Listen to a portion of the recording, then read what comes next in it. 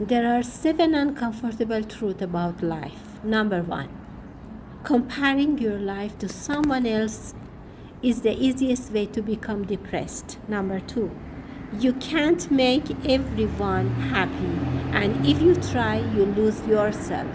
Number 3, be okay with people not liking you, because the truth is most people don't like themselves.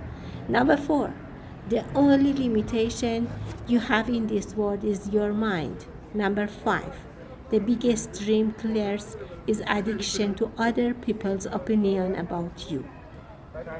Winston Churchill once said, in your 20s, you care too much about people's opinion about you.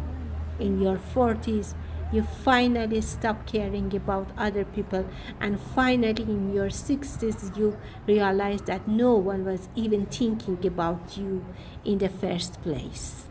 Number 6, it's not the income problem that make everyone go broke. Is their spending problems. What is more important than how much you make is how much you can retain and invest back to something that can help you money in your sleep. And the last, number 7, the most dangerous addiction in the world is comfort. The people who is living in your dream life was not smarter than you. They are simply better at overcoming the fear to take the very first step.